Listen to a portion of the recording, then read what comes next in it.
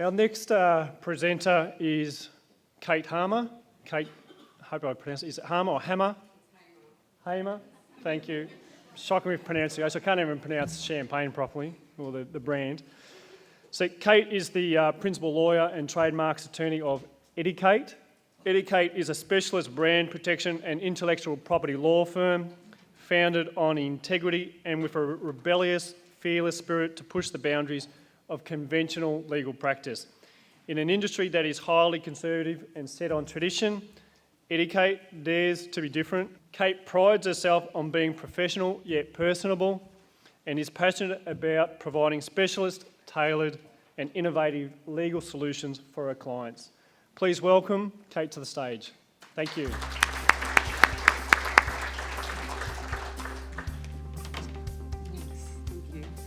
Hi everyone. I know that we've got lunch coming up next, so try not to think about that just yet. I'll try and make this as interesting as possible for you, if I can work this. All right, I guess the first question I want to ask you all is, and I'll just get a raise of hands, who in their organisation has dealt with intellectual property IP issues? Yeah, a few of you. Specifically, have you dealt with trademark issues or trademark registration with IP Australia? A few as well? Okay, great. So a few of you understand it. A few of you are probably wondering what on earth is trademarks, copyright, and why do we need to worry about it for NFPs? It was actually one of the biggest parts of my practice working with not-for-profit organisations. They have an incredible amount of trademark and copyright issues. So what I want to do first of all is to not assume that you all understand what intellectual property is or what trademarks are. We're going to do the first half of the session before lunch is just going to be really focusing on some of the foundational information about brand protection, IP, and why you need to do it in the NFP sector. And then when we come back after lunch, we'll talk about, based on, I'm not going to get legal with you, I'm going to talk about some of the practical experience that I've had in working in the not-for-profit sector. We're going to talk about 4 key issues that commonly come up in almost every client matter that I've worked on in the NFP sector. So if you have any questions that are quite specific to your industry, can I ask that if they're going to be confidential, that we talk about it at lunchtime? If you've got a general question, feel free to pop your hand up and interject. Okay, we'll get started. So as I said, this is a foundational session first. I'm going to very briefly tell you what IP is. I'm going to help you to understand brands from a protection perspective, thanks to Maria, who went just before me, and she's kind of explained to you already about the importance of why you invest in a brand. Well, equally important is that you need to protect the brand. So if you don't protect the brand, there's really not much point in investing in one. I'm also going to very briefly talk about business and domain names, and we'll talk about some fact or fictions. And as I said, why NFPs need to protect their brands. I'll talk very quickly about trademark registration and using the different symbols and why you need to use them. But I've got some handouts that are in the back of the slides there, and that will provide you a much more comprehensive overview. We just don't have time to cover it all today. Okay, so what is IP? If you think about, you've got your bricks and mortar property, you've got your products that you sell, you've got services that you sell. IP is the intangible property. So it's the stuff that you don't necessarily pick up and see. It's not your bricks and mortar, but it is actually it is almost always the most valuable asset within any business, and particularly for NFPs. I mean, from a reputational point of view, from ensuring that you're getting funds and donations to the right organisation, having a really strong, clear brand is I think, probably one of the most important things to do, and I think Maria highlighted that really well in the session before. And some examples of IP I've got up there. We've got trademarks, designs, patents. And copyright, of course. What we're going to focus on is we're going to focus on trademarks and copyright because they're the main areas of IP that most commonly affect NFPs. All right, fact or fiction? No one else can use our organisation's name. It might be the company name, it might be the incorporated association name. Hands up if you think that if you've got that as a registered company name, that nobody else can use it. Okay, I may not need to be here. Something else I hear a lot. We own all the key domain names. We're sorted. We've got this monopoly now, the digital world, going online. It's all about getting all those domain name registrations, and no one else can use it now. We've got a monopoly. Do you think that that's true? You'll find there's a bit of a trend here. Okay, the more descriptive our brand, so describing your brand by calling it something that relates to what your objects are, the easier that's going to be for the public to be able to remember us and to know what we do. Makes sense, right? Put your hands up if you think that's a fact. Yeah, okay. And the more descriptive my brand, now that the digital world is so important, the better it's going to be for my SEO. Now, SEO is search engine optimization, and what that is about is, well, if I come up with something that describes what I'm doing, then when people go on and want to donate to me, to our organisation, I'm going to come up. Well, we'll talk about that in a minute, but if you could imagine that everybody else is calling themselves, for example, I don't think anyone here is from Breast Cancer Foundation, so I'll use them. If you call yourself Breast Cancer Foundation, Breast Cancer Incorporated, Breast Cancer Limited, whatever you call yourselves, imagine if you put that search in. How are consumers going to be able to differentiate you from the other people? And what happens then if funds get diverted to the wrong organisation? It's not great. Or worse still, what if from a reputational point of view, you've got another organisation that doesn't behave very well? It doesn't look good for yours. Okay, so I think I've already kind of blown them out of the water, but let's hope that the rest of the presentation will give you some more information. As I said with business and organisation names, simply all it is a compliance thing. So whatever you're registered as, from a compliance point of view, which is what Derek does, that's what a business name registration is, that's what a company name is, and that's what you need to trade as so that people know who you are ultimately. So they're the people, so when you get invoiced or you're invoicing other people, they know where it's coming from. It has nothing to do with ownership. So it's not an asset protection tool. It's not something that you can rely on and say that, we own that business name, or that's what we're called. You can't call yourself something similar. And I can tell you right now that ASIC are not going to give you any advice on this or any assistance. So when it does come to registering your organisation's name, there only needs to be one or two things that are going to be very, very, a very small difference between your organisation's name and another organisation's name for ASIC, or for, I think it's different in different states. I've practiced a lot in New South Wales. But, it's going to be very, very different for, a very minor difference, for ASIC to accept it. So, it's not something that you can rely on. And I think this happens not just in the NFP sector, it happens all the time with small businesses and even medium-sized businesses. I've registered the business name, I've registered the company name, I own it. It's not true. Domain names, again, we all have a bit of an understanding of that. I hear all the time, I own all these domain name registrations. Fact is, you don't own any of them. What it is it's a licence. So while you're paying for that registration, you've got a licence to use it. If you let it lapse, someone else can take it. And equally so, someone can put something really minor into the domain name, a misspelling, which a lot of people do unfortunately out there, and they can have something very similar. So a domain name registration is something that will help bolster your brand and will help contribute to it, but it's not going to protect you ultimately. I'm not going to go into what is a brand because I think Maria's covered it really well. I think that the main thing is it's the identity of the organisation, it's the perception of what the public have of you, and it's defined by what you and your employees and volunteers, what you say, what you do, and how you interact with your stakeholders and the public. So we'll skip over that one. Understanding common brand elements, and this leads into trademark registration. But we all know you've got your brand name, different from the business name, but potentially could be the same thing if you protect it. You've got slogans and taglines. You've got your logos, which is everybody's favourite. A lot of organisations might go out there and register a logo, which might have some words in it. It may also have an image in it. It's not always the best way to protect your brand, but it is one way to protect your brand. And we can get into that a bit later. All right, so why should NFPs protect their brand? Well, as I've said, it's about credibility, it's about instilling trust in the public, and it's about really bolstering that authority that you have. So you want people to be able to identify you out there and to know who you are, and by protecting that brand, you're able to have an exclusive monopoly over that brand in your sector. It also helps to preserve reputation. So there's nothing worse than having somebody else go out there, especially if they're not even in the not-for-profit sector, and they're calling themselves something similar, but they're actually operating for profit. And then you've got funds being diverted to the wrong organisation. Not good. It's a fundraising tool, and I'll give you an example of that in a minute with the Think Pink campaign through the Breast Cancer Foundation.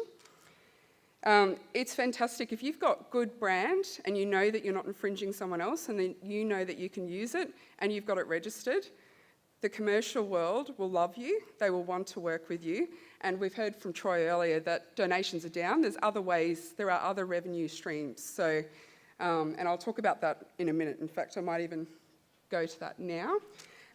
Internally though, if you've got volunteers and staff working for you, being consistent with a really great brand and having good consistent brand protection strategies in place with how you use it and how you enforce it, it also contributes to some cohesion and pride within the organisation. And lastly, it mitigates risk of infringement. So, for example, I'll talk a bit later, if you don't have a trademark registration, you don't have a defence against trademark infringement. Once you get that brand registered as a trademark, you instantly have a defence to infringement.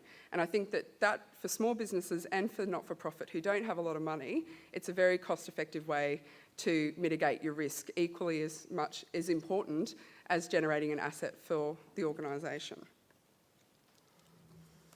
So here's my example of what I think is a fantastic, a very successful example of how an NFP has used its brand in partnerships and sponsorships. So we all know when we see the pink on products that they're associated with the Breast Cancer Foundation.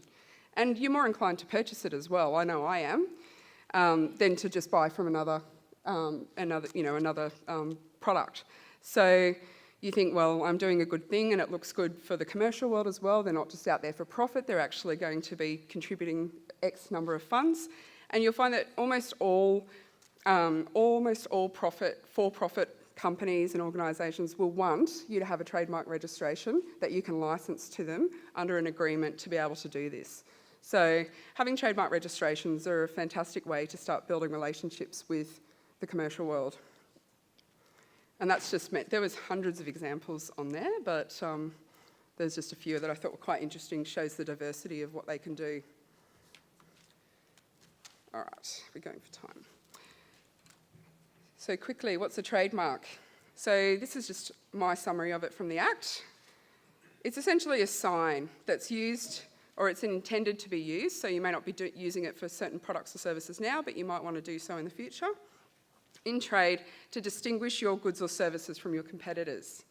Okay, so it's not to describe your goods and services, it's to distinguish it. So let's look at some common trademarks.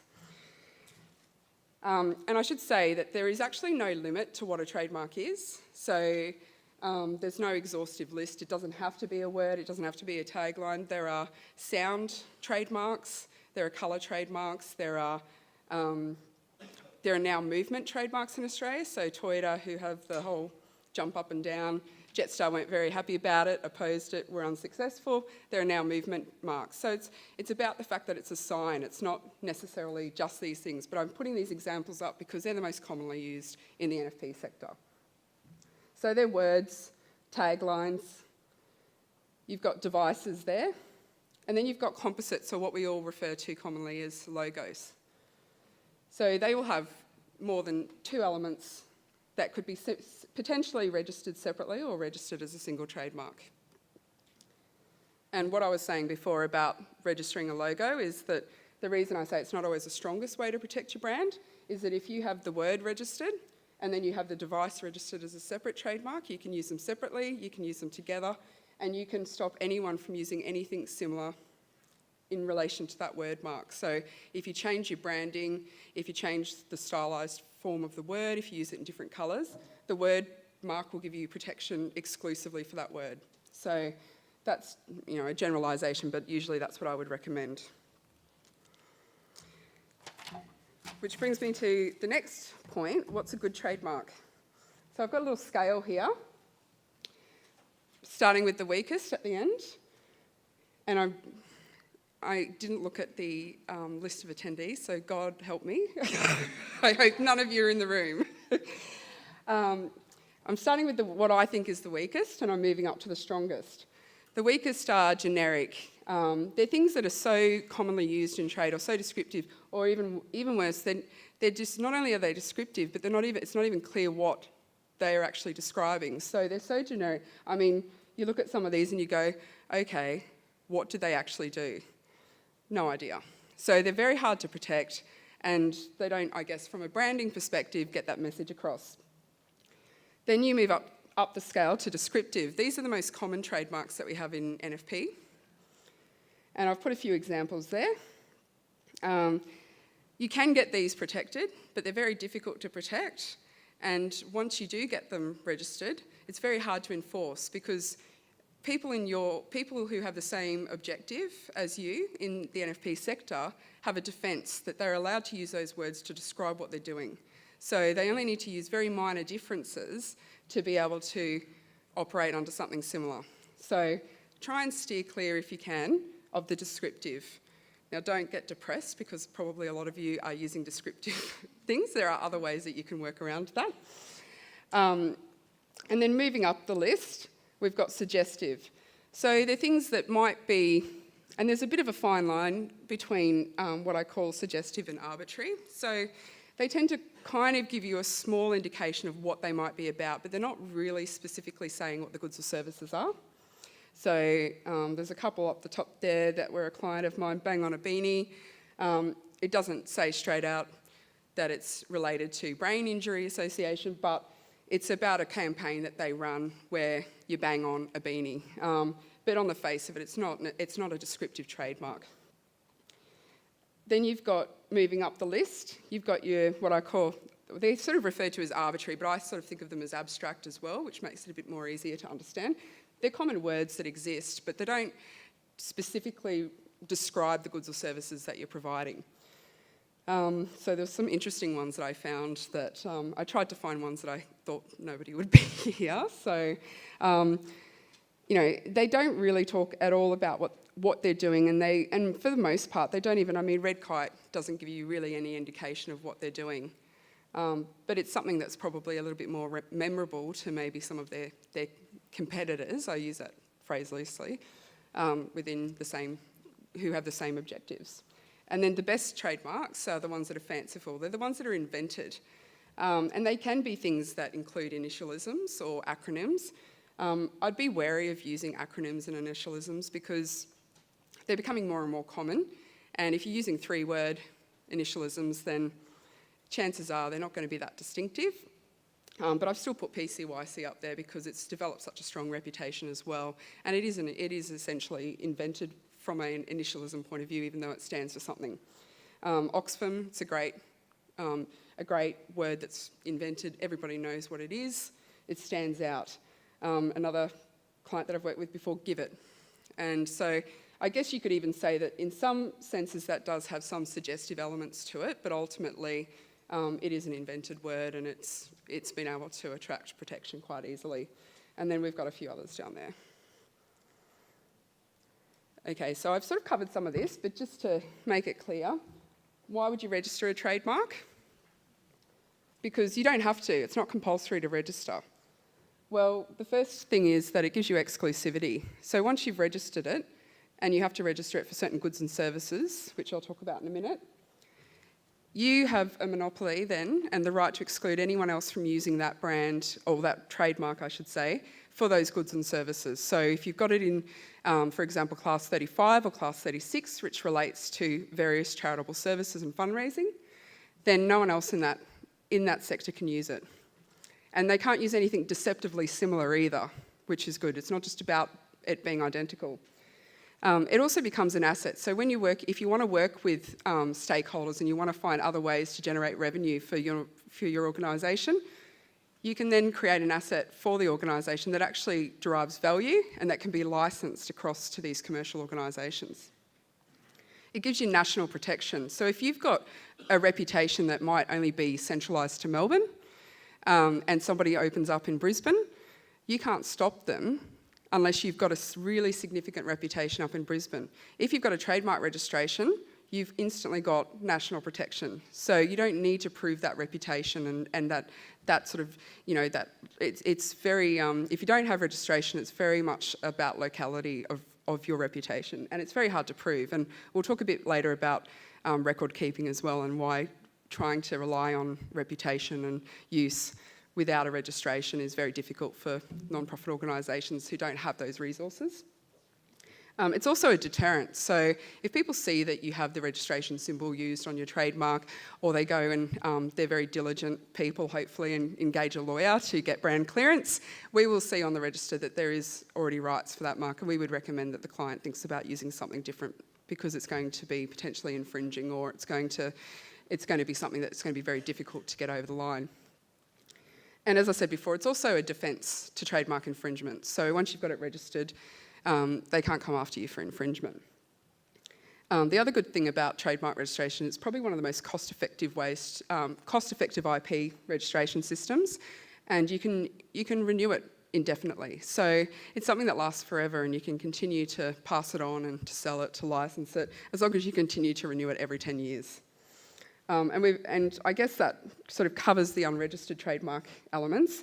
But I think probably the important things is that if you don't have a registered trademark, you are at risk of other people coming in and using it. It becomes like, it's the same as if you don't have a certificate of title for your property. It's very hard to prove it, but by having that certificate of title for your property, for your house, on the face of it, you're the owner of it, no one else can dispute that. And reputation is really critical. So it's a very expensive, exhausting and very frustrating experience for most clients, but particularly for the not-for-profit who don't have the time, resources and the appropriate records to be able to do anything about it if they don't have a registration. Now I've got a handout that I've given you at the back, which looks like this. And that will give you a little bit of information. I'm not going to go into it too much because there's a lot of detail and it's going to become very boring for you. There's also a lot of information you can get off IP Australia. What I would say about trademark registration is that it's very easy to do. It's not very easy to do well. So you can go onto IP Australia, have a read of it, have a look at it, but have a think about whether it might be worth, there's lots of firms, not just myself, I've worked for top-tier firms who offer free pro bono services for lawyers, for free pro bono services for not-for-profits. I offer a discounted pro bono service as well. Get the right advice and do it properly. You don't have time to do it. You probably don't really understand what you're doing, and you can't rely on IP Australia to give you the right information either. They'll tell you the one way to do something to get it sorted out, but there's usually about 5 different ways to do it. And the goods and services class is also on the back of that handout. I'm not going to talk about these because it's quite lengthy. I've just put up a few examples for you to have a look at. So you can't have a monopoly over all goods and services or all products. You have to choose. And I've just put up there a few in your handout, a few of the key ones that you might need to think about if you're going to protect your brand. And there's lots of different strategies and reasons why you would register in some and not others. And just lastly, before we go to the break, I think this is an important thing to raise, using the trademark symbol versus the registration symbol. If you don't have a registered brand at the moment, or if it's an application that's still going through, feel free to use the TM symbol at the top right-hand side of your logo or of your word. There's nothing wrong with doing that. If you use the R symbol and you're not registered in that jurisdiction, so that also applies, I don't know if anyone here has an organisation that has a global presence, but it's actually an offence under the Trademarks Act, so it's a big no-no. So make sure that you're correctly using those symbols. And I think we've got a bit of a funny example down there. Salvation Army have put the R symbol down the bottom. You can do that if you want, but if you want to make it nice and clear, you can put the TM or the R at the top right, and that's another good way to deter people and make them aware that you are serious about your brand and its integrity. All right, guys, time for lunch. If you have any questions, I'll be downstairs. I'll see you after the break.